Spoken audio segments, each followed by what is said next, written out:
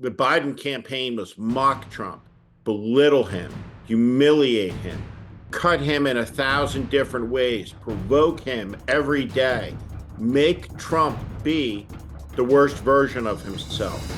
The question is, what will we do if Donald Trump wins the election?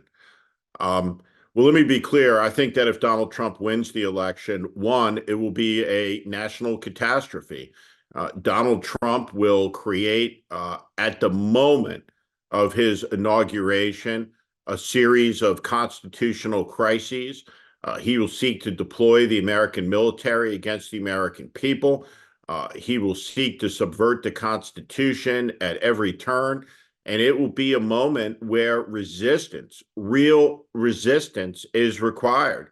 There will have to be millions of Americans on the streets protesting, shutting the country down when Donald Trump tries inevitably to grab the power that he's going to try to grab outside the constraints of the rule of law.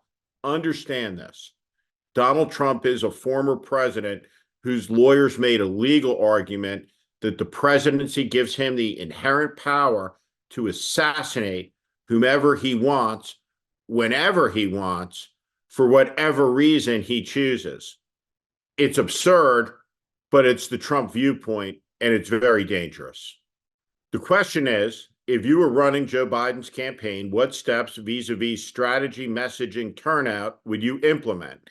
How would you mitigate Biden's less than strong appearance and delivery? So that is the heart of the question, is Biden's communication challenges. Trump is the stronger communicator. Biden is the better person. Trump is the stronger communicator. Biden is the better president. Trump is the better communicator, but he is insane. Joe Biden is perfectly sane and perfectly competent.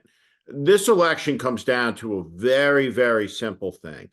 Whomever the election is about is going to lose. And that was the case in Trump versus Hillary Clinton.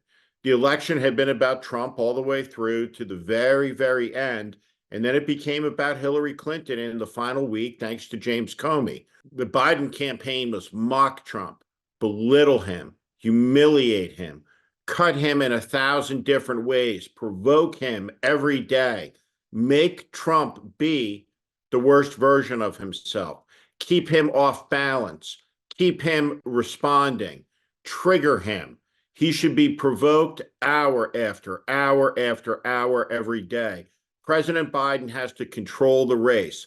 It will be a brutal, loathsome affair.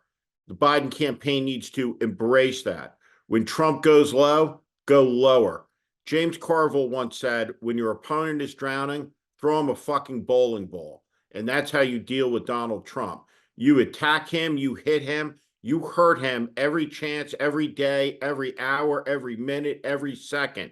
This should be the most aggressive political campaign that anybody has ever seen. And the idea that Donald Trump is entitled to dignity, to respect, is nonsense.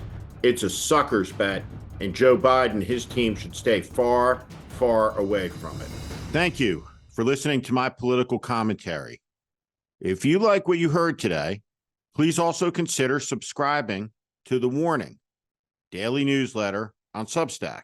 Our democracy hangs in the balance.